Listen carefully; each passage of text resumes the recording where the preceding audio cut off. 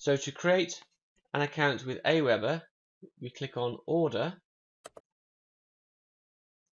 and as you can see here, you can start with just a $1 trial account. Okay, so there are 3 different pricing plans. You can pay $19 a month monthly, $49 quarterly, or $194 yearly, but you only get the $1 trial if you go for the monthly account. Okay, now you can always upgrade to the quarterly or yearly accounts later if you so wish, but I recommend you start with the monthly account, because then you get a $1 trial, and if you decide not to proceed or whatever, you've only lost $1.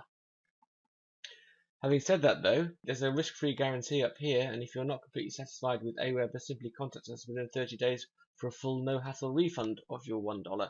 So it won't actually cost you anything if you decide you don't want to proceed with Aweber. Okay, now what you need to do is you need to create your account. So you enter a login name, that's just a name that you make up, and it tells you what your login name should be like up here. Your first name, last name, email address, telephone number, organization. If you have a business name, you can put it in here. Your website address, you don't have to put it in, but you can put that one in here.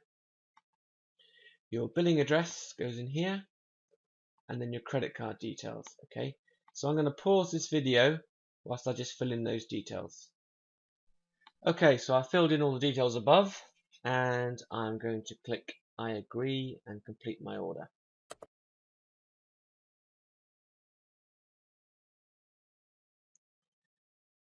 Okay, so there's something wrong here. It says please fill out all required fields below. It says here the login name you entered is already in use. Please select a different one. So I used Martin, but that's already in use. So I'm going to select Mvoden. It doesn't matter. I've already got an account with Aweber. This is just a dummy account I'm setting up. And now I agree and complete my order.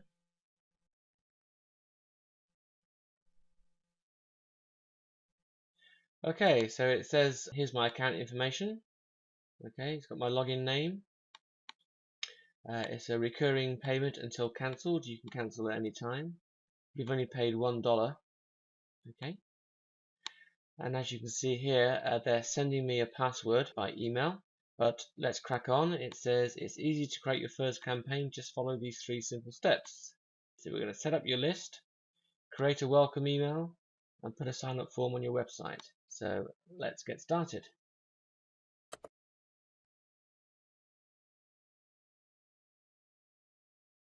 Okay, now they're obviously testing a new broadcast editor. This may not show up when you are creating your account, so I'm just going to click on go to my account. Okay, now they do give you a lot of training videos, etc., but for now let's just crack on. Okay, so the first step is to enter a list name. Okay, it says let's set up your new list. First name your new list so you can tell it apart from any other list you create later. So the thing to bear in mind here is that you can have as many different lists as you like, all named with different things, and that's quite important so you can tell them apart. So each website that you set up you can use to create a separate list. Okay, so we click on do this step.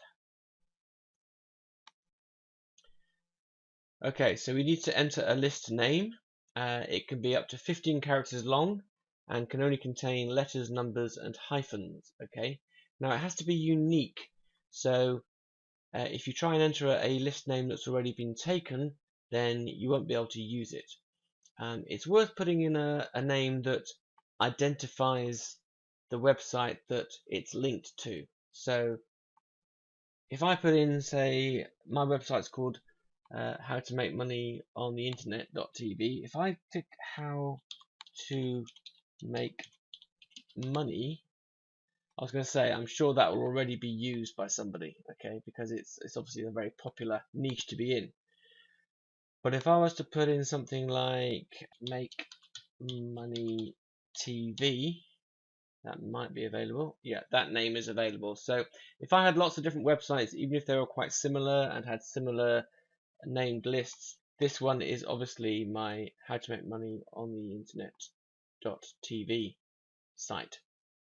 Now, each email that you send people on your list from Aweber will have an unsubscribe list at the end of it, so anyone can unsubscribe from your lists at any time.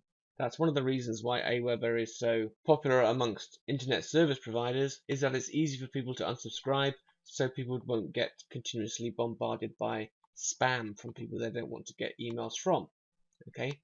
Now, it might be that people are subscribed to several of your lists, and if they get an email from one of your lists and want to unsubscribe from that list, and they click on the unsubscribe list at the end of your email, it'll take them to an unsubscribe page that will show all the lists that they are subscribed to.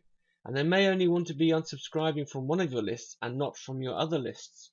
So it's important that the list description here clearly identifies which list you are referring to, so that they only unsubscribe from the list that they want to unsubscribe from and don't unsubscribe from another list by mistake. Okay, so in here I'm going to put in the name of the website, how to make money on the internet. Look at .tv. Now, when you send an email, when it arrives in someone's inbox, it has a from name. Okay, so you need to bear in mind the name you want to appear there. Now, normally this would be your usual name, but if you are setting up websites in different niches, you may use different names for different niches. Most people would normally just use their own name. Okay, so I'm going to keep my name in there, and the email address. Now you can change that, so at the moment we haven't set up an email address that's linked to your website. We will do that in a later video, but you need to put some kind of an email address in here.